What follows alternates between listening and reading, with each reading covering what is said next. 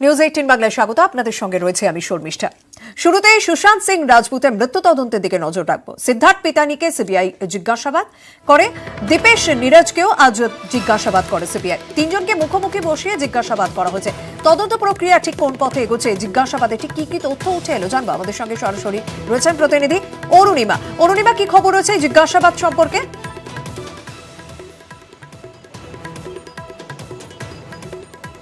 দেখো শর্মিষ্ঠা, আজকে ডে 4 কিন্তু 4 ভাগে ভাগ হয়ে গিয়েছিল সিবিআই এর টিম। একটি টিম ডিআরডিসি গেস্ট হাউস তাদের জিজ্ঞাসাবাদ করা হয় এবং তাদের বয়ানে বারবার অসঙ্গতি উঠে আসছে। 14 জুনের যে ঘটনার বর্ণনা দিচ্ছেন তিনজন, তার মধ্যে অনেক অসঙ্গতি রয়েছে। যেরকম দীপেশ বলেছেন যে তিনি যখন ঘরে ঢুকেছেন চাবিওয়ালা দরজা খোলার পরে তিনি দেখেছেন জানালার দিকে সুশান্তের মৃতদেহর মুখ ছিল এবং সিদ্ধার্থ বলছে জানালার উল্টো দিকে ছিল। এবং এই চাবিওয়ালা আসা, ঘরে ঢোকা, এ নিয়ে এক একজনের এক এক রকম ভার্সন রয়েছে। এই নিয়ে তাদের মধ্যে অসঙ্গতির জেরে এমন পর্যায়ে যায় বিষয়টা সিবিআই এর সামনেই তারা ঝগড়াঝাটি শুরু করে। শর্মিষ্ঠা, সেক্ষেত্রে কুপার হাসপাতালে আজ সিবিআই আধিকারিকরা গিয়েছিলেন। আমরা জানি যে পোস্টমর্টেম রিপোর্ট, সেই নিয়েও বেশ কিছু প্রশ্ন ছিল আধিকারিকদের। সে বিষয়ে কি খবর রয়েছে? শর্মিষ্ঠার আগেও কিন্তু কুপার হাসপাতালে এইমসের 5 জনের সদস্য টিম গিয়েছিল, আর তারা আবার গেলেন এবং পোস্টমর্টমের রিপোর্টে বেশ কিছু অসঙ্গতি রয়েছে। এটা ডাক্তাররা মনে করেন যে কেউ যদি ঝুলে আত্মহত্যা করেন, কেউ গলায় দড়ি দিয়ে আত্মহত্যা করেন, তার গলার হাড়ে তার ফ্র্যাকচার হয়, হাড় ভেঙে যায়। সেক্ষেত্রে সুশান্তের বডিতে কোনো বোন ভেঙে গেছে এরকম কিছু পাওয়া যায়নি তার পোস্টমর্টমে। ইভেন তার পোস্টমর্টমে কিন্তু মৃত্যুর সময়টা পর্যন্ত নেই। সেই ক্ষেত্রে যখন এতগুলো খটকা, আবার কেন পোস্টমর্টম করানো হলো না, সেই নিয়ে প্রশ্ন রয়েছে সিবিআই কর্তাদের মনে। এবং ডাক্তারদের যে প্যানেল, যে ডাক্তাররা পোস্টমর্টম করেছিল, তাদের বয়ানেও অসঙ্গতি রয়েছে। শর্মিষ্ঠা, ধন্যবাদ অরুণিমা। এদিকে আগামী কয়েকদিনে সিবিআই তদন্তে সুশান্ত মৃত্যু রহস্যে পর্দা উঠবে বলে মন্তব্য করলেন সুশান্তের পরিবারের আইনজীবী विकास सिंह। तो वो आरसी के करने के बाद भी अपने तरफ से जो पूरी एक उनको सिस्टमैटिक तरीके से छानबीन करने की जो एक उनका सिस्टम बना हुआ है, वो उसी पे लगे हैं और हमको पूरा उम्मीद है कि बहुत जल्दी से जल्दी आपको इसमें कुछ बड़ा खुलासा मिलेगा। सारे स्टाफ वगैरह सबको एग्जामिन किया गया है और वो अपने तरीके से चल रहे हैं और हम लोग काफ़ी संतुष्ट हैं कि काम ठीक चल रहा है। এই সুশান্তের মৃত্যু তদন্ত চলছে, তার পাশাপাশি তার প্রাক্তন ম্যানেজার দিশা সালিয়ান, তার মৃত্যু তদন্ত চলছে এবং এই মুহূর্তে যা খবর পাওয়া যাচ্ছে মৃত্যুর পরেও অন ছিল দিশা सालियाনের ফোন। विस्तारित জানবো, আমাদের সঙ্গে রয়েছেন প্রতিনিধি प्रशांत पांडे। प्रशांत जी, इसके बारे में क्या खबर मिल रही है? जी बिल्कुल, देखिए अभी जो कॉल डिटेल सामने आए हैं उससे ये बात साफ हो रही है कि दिशा सालियान जो पूर्व मैनेजर रही है सुशांत सिंह की, उनकी सुसाइड जो है 8 जून को हुआ था। लेकिन जो उनके सीडीआर सामने आए हैं, ये पता चल रहा है कि 17 और 18 जून तक उनके मोबाइल जो है एक्टिव थे। सवाल ये खड़ा होता है कि अगर दिशा सालियान की मौत हो चुकी है तो उनका मोबाइल कौन हैंडल कर रहा था। हालांकि सीडीआर में इस बात का भी खुलासा हुआ कि कुछ जो है इंटरनेट कॉलिंग यानी व्हाट्सएप कॉलिंग जो है उस मोबाइल से किए गए हैं। अब ये सवाल उठता है कि उस मोबाइल से किसे कॉल किया गया था और वो मोबाइल कौन ऑपरेट कर रहा था, और सबसे बड़ी बात उस मौत के बाद दिशा की उसके मोबाइल को फोरेंसिक रिपोर्ट के लिए क्यों नहीं भेजा गया। ये बहुत बड़ा सवाल है और इसी एंगल में जो है सीबीआई जांच भी कर रही है, क्योंकि ये लिंक जो है सुशांत और दिशा, ये पूर्व मैनेजर से ये बात सामने आ चुकी है। तो बहरहाल अब देखना ही होगा कि इस मामले में कौन वो व्यक्ति है जो दिशा सालियान के मौत के बाद भी उसके फोन को इस्तेमाल करता था और जिन लोगों को कॉल किया आखिर वो कौन से लोग हैं। इसकी पता जो इसकी जानकारी जो है लेने की कोशिश अब जांच एजेंसी करेंगी। जी शुक्रिया।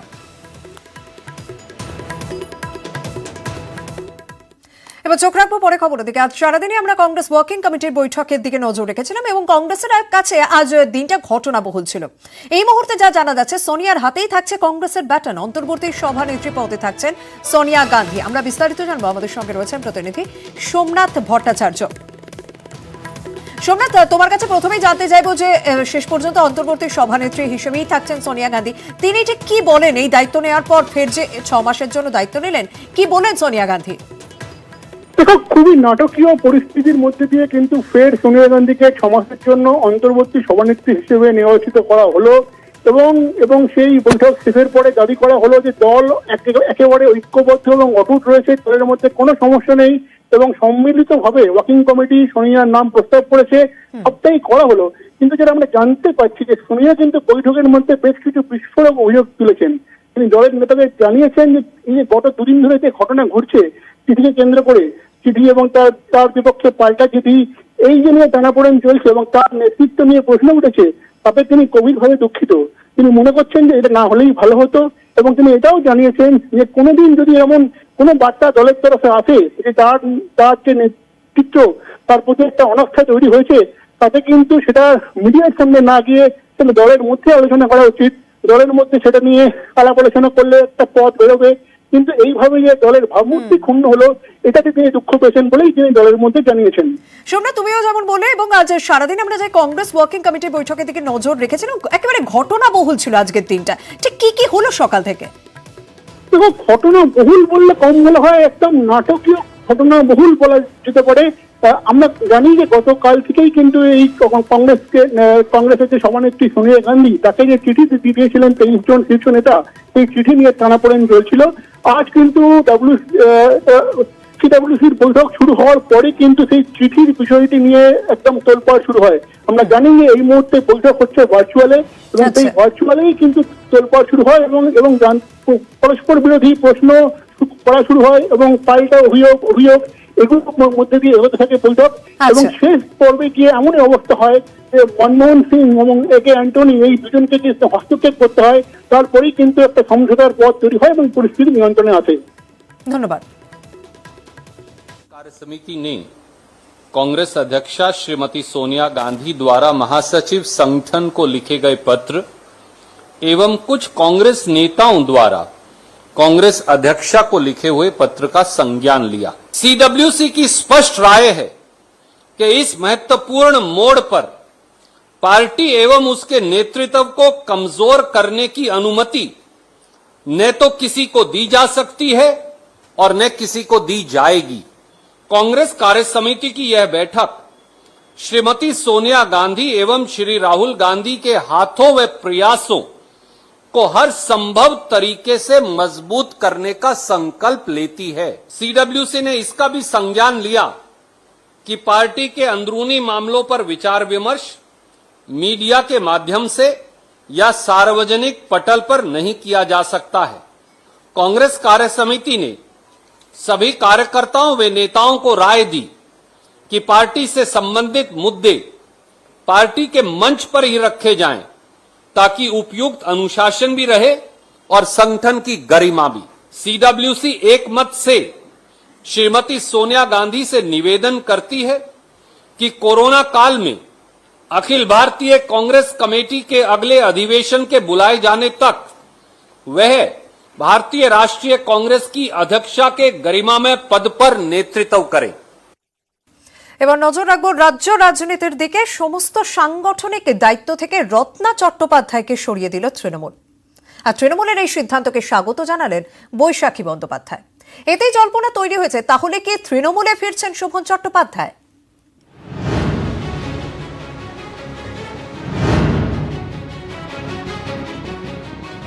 শোভন চট্টোপাধ্যায় তৃণমূল ছেড়ে বিজেপিতে যাওয়ার পর থেকেই 131 নম্বর ওয়ার্ডে শোভনের স্ত্রী রত্নার গুরুত্ব বাড়ে। সেই রত্নারই এবার ডানা ছাড়ল তৃণমূল। রত্নাকে সাংগঠনিক কাজ না করার নির্দেশ।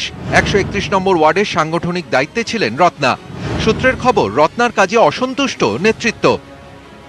দল আমাকে কোন রকম ভাবে এই ব্যাপারে কিছু বলেনি, নির্দেশ দেয়নি। আমি যেরকম ভাবে আমার ওয়ার্ডের কাজ দেখছিলাম, পরিষেবা দিচ্ছিলাম, আমি ঠিক সেইভাবেই দিয়ে যাব যতক্ষণ পর্যন্ত দলের সুপ্রিমোর থেকে আমি নির্দেশ না পাবো। তৃণমূলের সিদ্ধান্তকে স্বাগত জানিয়েছেন শোভনের বান্ধবী বৈশাখী বন্দ্যোপাধ্যায়। এতেই জল্পনা তৈরি হয়েছে, তাহলে কি শোভনের তৃণমূলে ঘর ওয়াপসি হতে চলেছে? উনি বারবারই সেটা বলেছেন যে একই মঞ্চে যার সঙ্গে আমার বিশ্বাসের টানাপোড়েন, তাকে নিয়ে আমি রাজনীতি করতে পারবো না। তো সেই জায়গাটা যে তৃণমূল কংগ্রেস আজকে অ্যাড্রেস করেছেন, তার জন্য আমি কৃতজ্ঞ।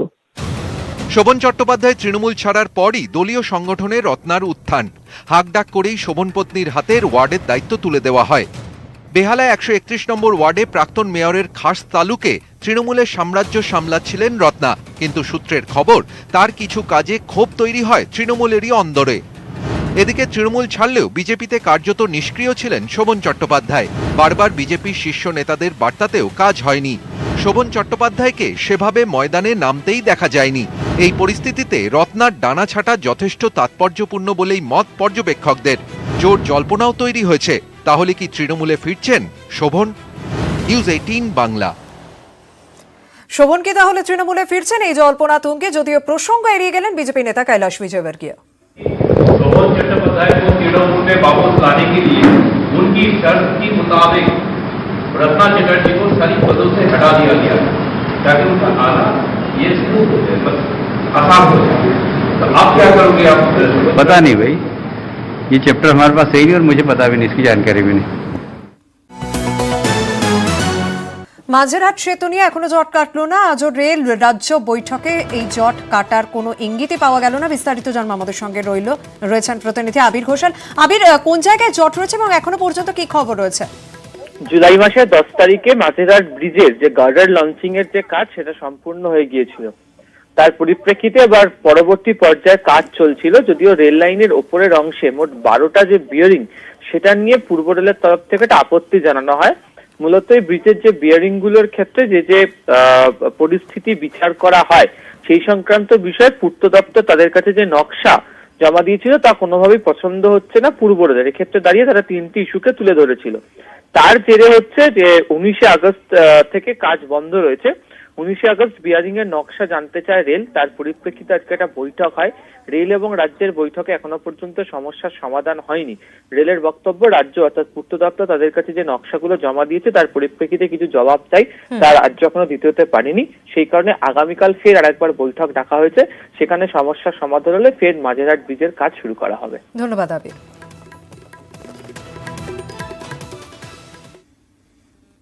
কলকাতা জন্মদিন নিয়ে একটি টুইট করেন সাংসদ বাবুল সুপ্রিয়া। সেই কারণেই তাকে আইনি নোটিশ পাঠালো সাবর্ণ রায়চৌধুরীর পরিবার। ঠিক কি কারণে এই আইনি নোটিশ জানবো, আমাদের সঙ্গে রয়েছেন প্রতিনিধি অর্ণব। অর্ণব, দেখো, কেন্দ্রীয় মন্ত্রী বাবুল সুপ্রিয় আজ তার টুইটার হ্যান্ডেলে এবং একই সঙ্গে অন্য সোশ্যাল যে বিভিন্ন অ্যাকাউন্ট রয়েছে সেখানে কলকাতার জন্মদিন সংক্রান্ত একটি পোস্ট করেন। এই পোস্টটি কোনো বাস্তব ভিত্তি নাই এবং সাবর্ণ রায়চৌধুরী পরিবারের অন্যতম সদস্য আইনজীবী সরজিৎ রায়চৌধুরী তিনি কিছুক্ষণ আগেই এই লিগ্যাল নোটিশ পাঠিয়েছেন সাংসদকে এবং সেখানে জানানো হয়েছে 2003 সালে কলকাতা হাইকোর্টের একটি নির্দিষ্ট রায় রয়েছে, যে রায়ে বলা হয়েছে কলকাতার জন্ম কবে তার নির্দিষ্ট করে বলা সম্ভব না। একই সঙ্গে জব চার্নক যে কলকাতার প্রতিষ্ঠা করেছিলেন তারও কোনো প্রমাণ পাওয়া যায়নি। কাজে এই তথ্য যেখানে কলকাতা হাইকোর্টের নির্দেশের মধ্যে স্পষ্ট, সেখানে কি করে একজন কেন্দ্রীয় সাংসদ আইন প্রণেতা কিভাবে এমন বিভ্রান্তিকর তথ্য দিয়ে মানুষকে বিভ্রান্ত করতে পারে। তাই এই লিগ্যাল নোটিশ পাঠানো হয়েছে এবং আনকন্ডিশনাল অ্যাপোলজি চেয়ে ক্ষমা চাওয়ার জন্য কিন্তু এই রিকোয়েস্ট রাখা হয়েছে লিগ্যাল নোটিশে। ধন্যবাদ।